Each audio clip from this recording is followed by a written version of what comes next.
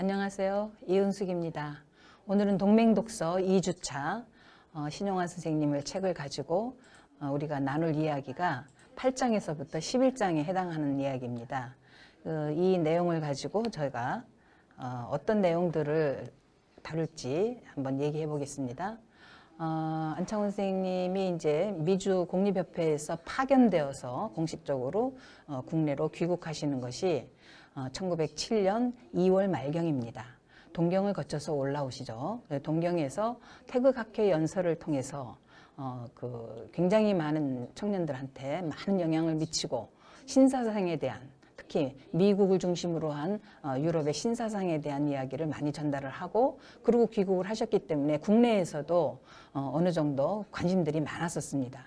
국내에 와서 안창훈 선생님이 이제 신민회를 조직을 할 때 저 가로 안에 있는 네모난 신민회 조직 체계도 이런 내용은 신용환 선생님이 너무나 상세하게 써놓으셨고, 그 옆에 제가 사진으로 보여드리는 내용도 이때까지 제가 보지 못했던 자료를 이 책을 통해서 보게 돼서 너무나 선생님한테 감사를 드리게 되죠.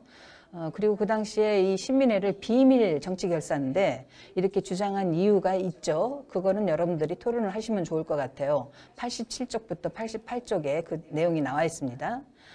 신민, 신국, 새로운 백성, 새로운 나라. 이거에 대한 유길준 선생님과의 큰 차이는, 도사는 이제 민주공화제, 미국식 이거를 얘기를 했고, 유길준 선생님은 유럽 세계도 다 보셨기 때문에 영국식 입헌군주제를 얘기하게 됩니다. 이 차이들, 이런 것들을 여러분들이 같이 집중적으로 공부를 하시면 좋을 것 같습니다. 신민회에 같이 했던 제가 모을 수 있는 사진들, 또 제가 좋아하는 독립운동가들 사진들이긴 한데요. 이분들이 다 신민회 멤버였고, 어떻게 보면 통합 조직입니다.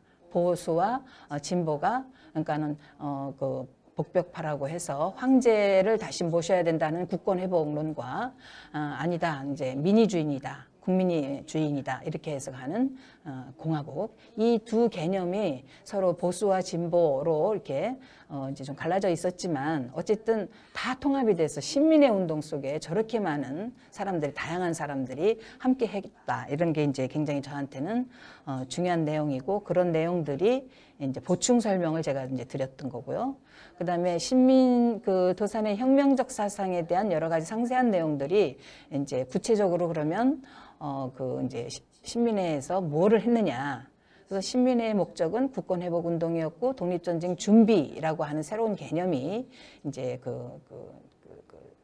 공유되기 시작을 했고, 그 다음에 도산이 얘기하는 신민신국, 그 당시에 지식인들이 생각했던 신민신국의 개념들이 이제 저렇게 이제 쭉 얘기가 소개되는데, 제가 설명을 해버리면 안 될 것 같아서 그냥 넘어갑니다. 여러분들이 공부를 하시고 이제 이따 토론을 같이 하시면 좋을 것 같아요.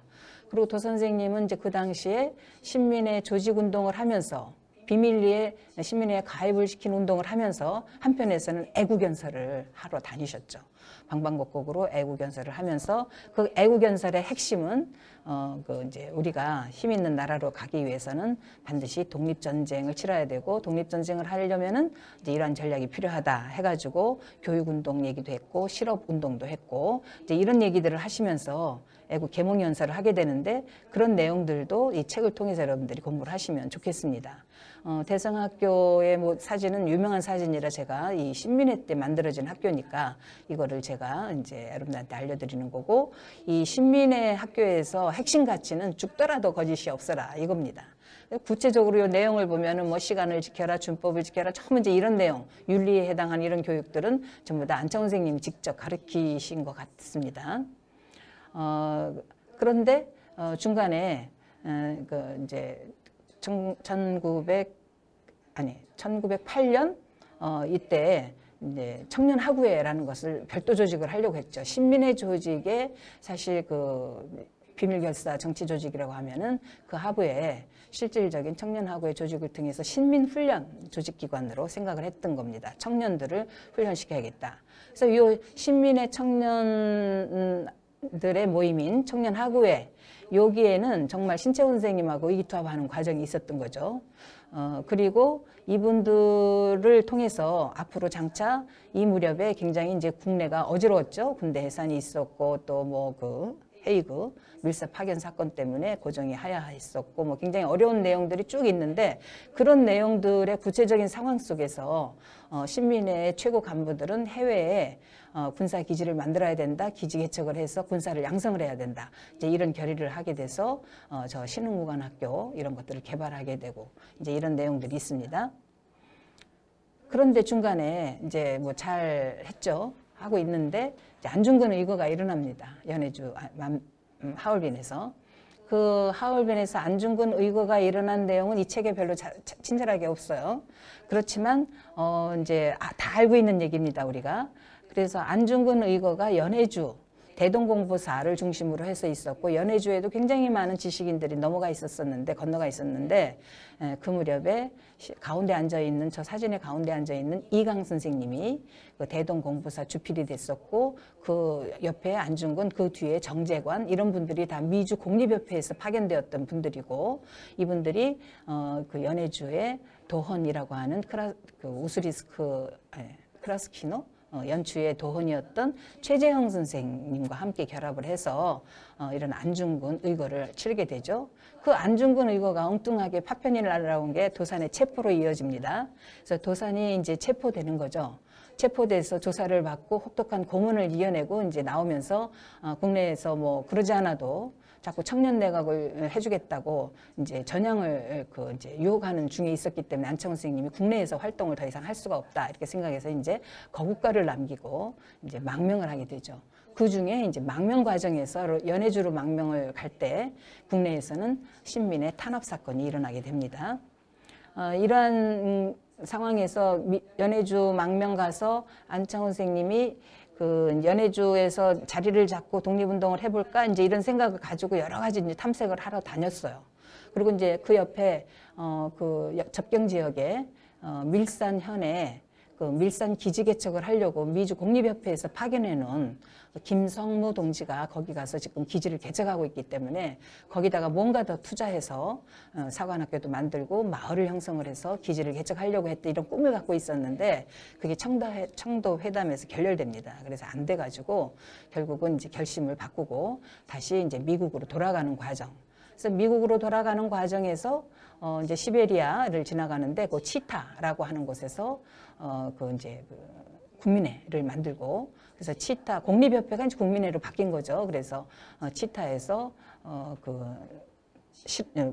대한인 국민회 시베리아 총회 지방 총회를 만들고 이러면서 이제 미국으로 건너가십니다. 근데 저기 사진 설명을 하려면 시간이 걸리니까 그냥 갑니다.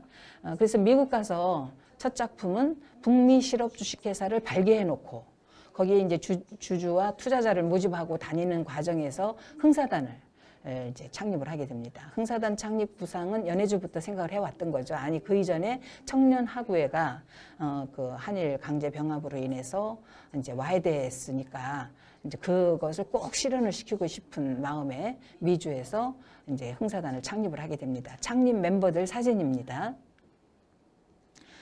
그리고 창립 초기에 흥사단의 목적이 사실 지금은 거의 같습니다. 민족 전도 대업, 기초 이제 이렇게 표현되어 있고 지금 우리는 민족 전도 번영 이렇게 쓰고 있죠. 그 차이는 나중에 공부를 하시면 될 것 같고요. 창립 초기에부터 저희들의 흥사단 이념이 나옵니다. 4대 정신 그리고 정의돈수라는 개념, 동맹수련. 도사는 독특하게도 덕체지를 혼자 하지 마라, 같이 해라.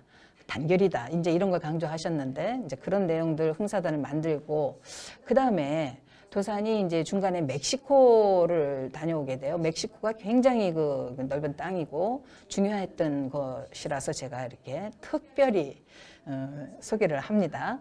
네, 도산이 이제 대한인 국민의 중앙총회를 결성을 해서 1912년에 그래서 1대, 2대 총회장이 아니라 3대 총회장으로 취임을 했을 때, 그 당시에 이제 멕시코에서 국민의 지방의들이 생겨나기 시작을 하는데 거기를 순방을 갔다 와야 돼. 그래서 한번 이제 그 멕시코의 형편과 사정을 알아보기 위해서 이제 동지 하나를 모시고 이제 떠나게 됩니다. 저 멕시코인데 지금 여정이 제가 이렇게 표시해 놓은 그 줄 여정이 다니셨던 여정인데 멕시코에 갔더니 도산을 뭐라고 하느냐면 그란 마에스트로, 정말 위대한 도산 안창호, 그렇게 멕시코에서는 도산 안창호를 높였습니다. 그 자세하게 이렇게 제가 어떻게 어디를 갖고 하는 내용을 정리를 했는데 이거 설명 다 못하고 어느 기회가 있으면 제가 설명을 한번 재밌게 해드릴 수 있을 것 같습니다. 그리고 그 멕시코에서 역시 이제 도산이 찍은 사진들이래요. 이 사진들이 이제 그 멕시코에서는 저 벽에다가 안창호 선생님 사진을 가운데다 딱 놓고 제가 중국 갔더니요. 중국에는 혁명 박사 마르크스, 혁명 영수 레닌, 이 두 사진을 딱 놓고 공산당이 어떻게 대장정을 갖는지 이런 사진들이 쭉 있는데 제가 그걸 보고 이 사진을 보면 꼭 그런 생각이 나는데 도산을 저렇게 가운데 모셔놓고 멕시코에서는 저기 찍힌 사진의 그 주인공들은 굉장히 다 훌륭한 분들입니다. 이분들 한 분 한 분을 저는 다 알고 있습니다. 근데 멕시코에 이런 분들이 노력을 해가지고 국민회가 여러 군데 생깁니다. 메리다, 그 다음에 뭐 그 멕시코 시티 묵경이라고 그 당시는 했는데 오하키나, 코아사코알스, tampico, 프론테라 뭐 이런 데로 나중에는 쿠바로까지. 그래서 오늘날도 가끔 소식을 보면 쿠바에서 안창호 선생님의 흔적이 있다 뭐 이래가지고 얘기들도 하고 멕시코에서도 그런 얘기가 많이 올라오고 있죠. 관심 있게 이렇게 보시면 아 그때 안창호 선생님 저렇게 방문하셔서 저렇게 했구나 이런 것이 생각이 납니다. 이 그 장을 통해서 저희들이 공부하려고 했던 것은 결국 도산의 이제 귀국길, 그 신민회를 만들기 위해서 귀국을 했던 그 귀국의 내용, 그 다음에 그 신민회에서 안창호는 어떠한 위상을 가졌는가. 굉장히 많은 선배님들이 계셨고 또 동지들도 있었고 후배들도 있었지만은 사실 안창호는 부총감, 총감은 누구였을까요? 양기탁 선생입니다. 근데 이분과 함께 이 그 안창호 선생님이 신민회에서 역할을 했던 거 이런 내용들이 이제 그 여러분들이 같이 토론하고 요점을 나누시면 좋을 것 같아요. 그리고 망명 시기의 독립운동을 우리는 간과합니다. 모든 책에서 거의 평전에서도 별로 없어요. 몰라서 그랬을 거다 이렇게 저는 생각하지만 사실은 미주에서 해놓은 그 업적이 굉장히 많습니다. 우선 경제를 일으켰습니다. 경제운동의 선구자이십니다. 그래서 회사를 만들고 그 회사의 그 이익금을 가지고 나중에 중국에 와서 상해에 은행도 설치하려고 했던 이런 야심을 갖고 계셨는데 그게 이제 어렵게 됐었던 거죠. 그 사연도 나중에 다 나옵니다.